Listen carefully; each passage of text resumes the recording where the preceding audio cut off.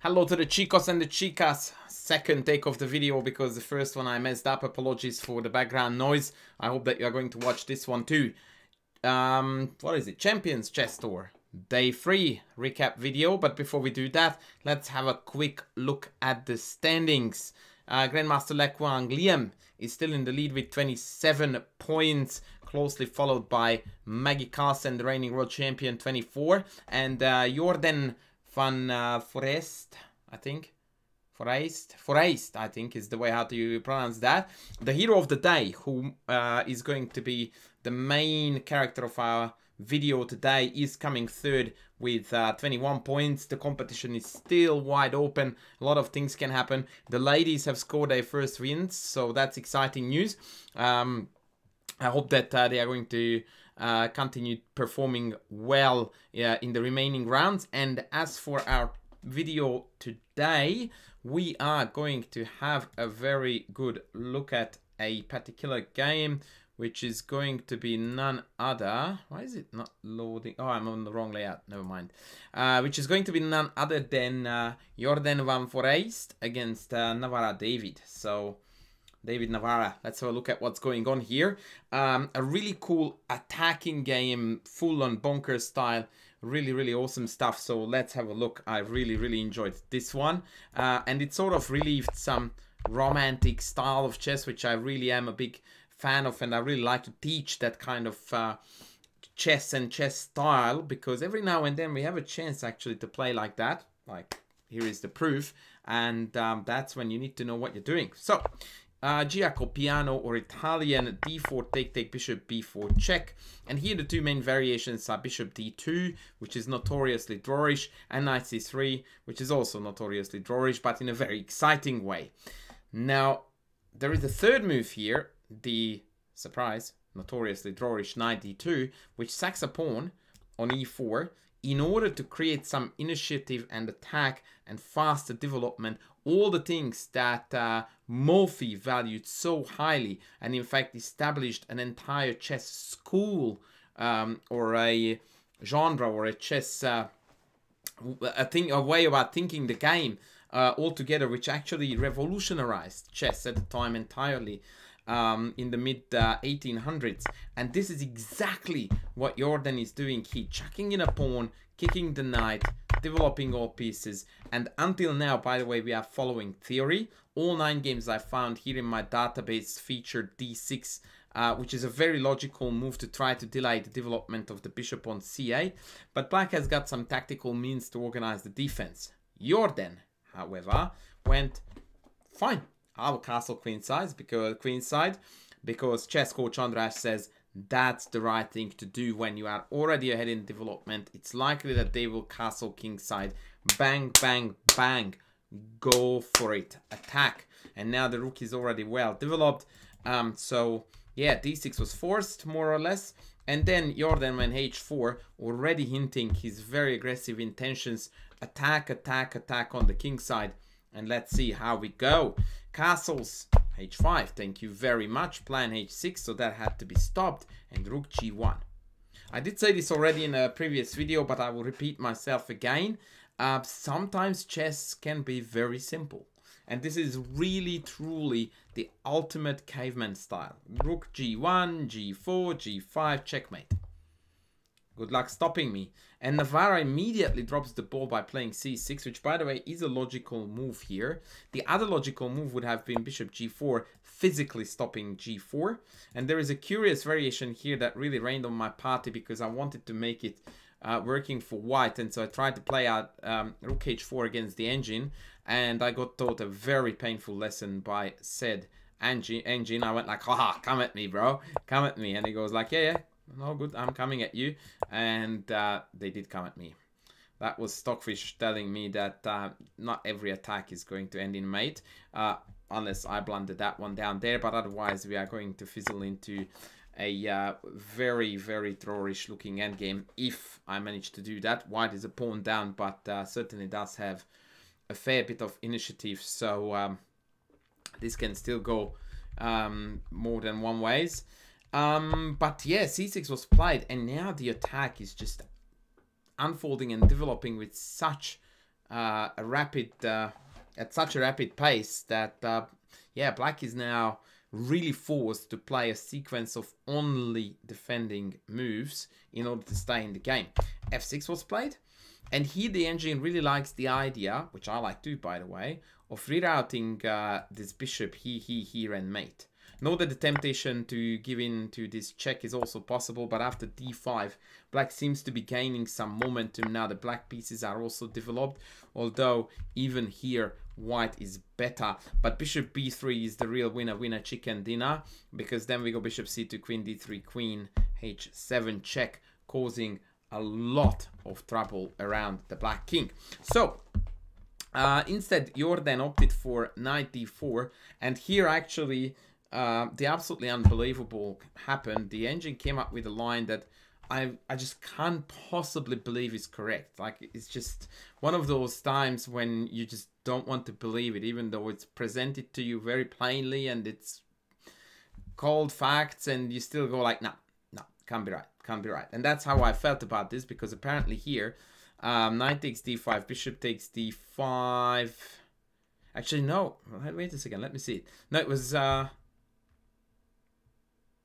no, I deleted my analysis. I'm a talented customer.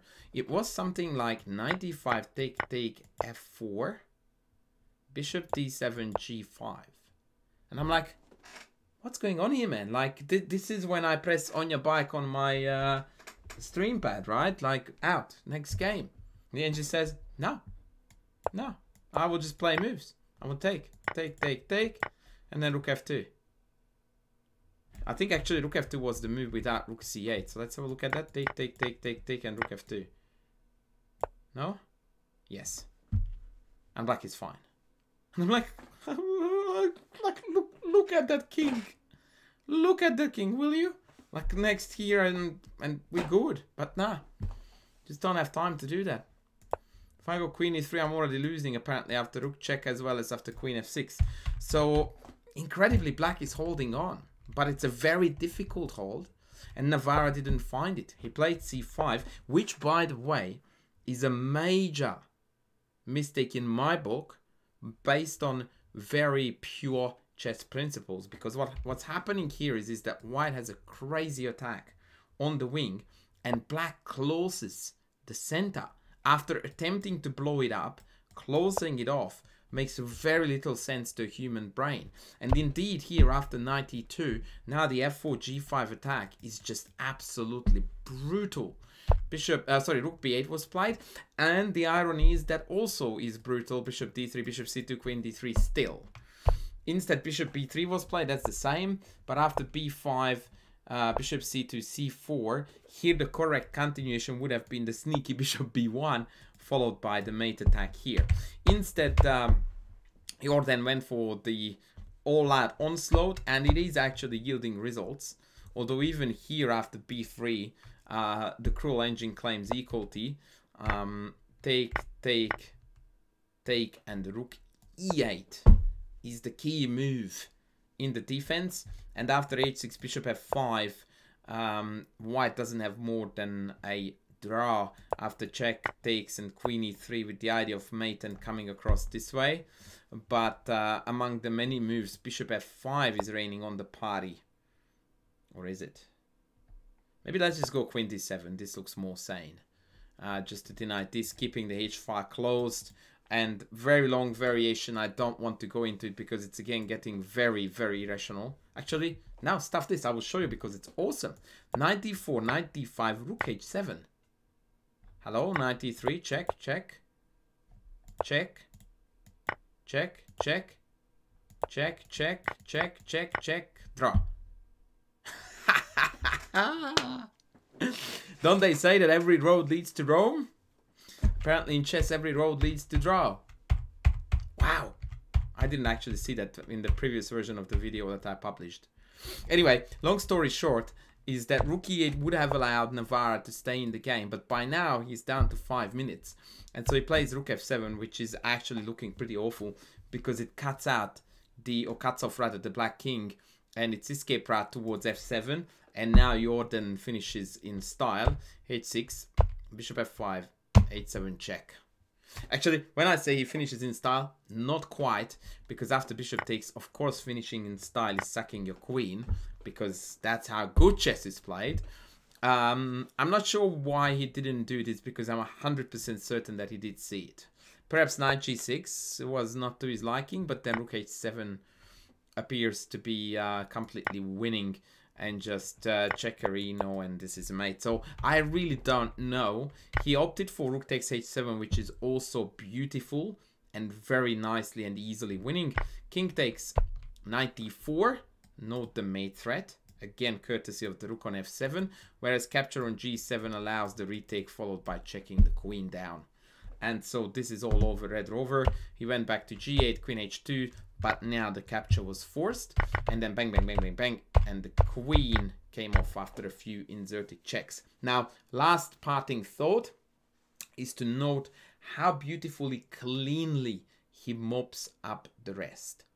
It is just absolutely divine. For those who struggle to convert winning positions, especially on low-level chess, this is hugely instructive. Check, picks up the pony, and now he goes full on Monty. Full Monty with the pawn. Watch, check, f5, threat, f6. So the king has to go to the side, check, king here, and queen g7. A beautiful tactical idea that recognizes the fact that the pawn is actually immune, because then too many loose pieces will result in disaster. Check, check, check, and the knight is now off the board, and even here he plays with extreme vigor to make sure that he converts in the fastest possible fashion, hitting rook, hitting pawn, picks off one pawn, comes for the next. Now d4 loses to king, c4, otherwise blockade. Otherwise blockade. And now he goes after the king. Check, check, check, non-check. It's a very beautiful theme that you will find a fair bit in, especially pure queen versus rook, king on king endgames, that Zugzwang is a major motif to decide the game. Now the rook can't really go anywhere without giving up this pawn. The king can't move, so it's just becoming a mess. He tried to push the pawn, but now the checks began. Note, by the way, that here after rook c7 we already have a liquidation into a winning pawn ending. So he went that way, but now it's costing him an entire rook. This is when the game was called off. After king e6 check, rook blocks check. We are going to check the rook down next move, and the game is over. So that was a marvelous romantic attack by Jorden Van Foreest, I think. So kudos to you, young fella. Well game, awesome, well played, and very much in the spirit of the Morphian chess, where sacking a pawn for development, faster development, central control of the open files meant everything, and we just got to relive that awesome Morphiesque style from more than 170 years ago. So yeah, Morphy and his spirit is still well and truly alive. I hope you guys enjoyed it. I will be back with more review videos and recaps starting with tomorrow. Don't forget to like, to sub, to chuck a message below, and I will be back with more soon. Thank you. Bye.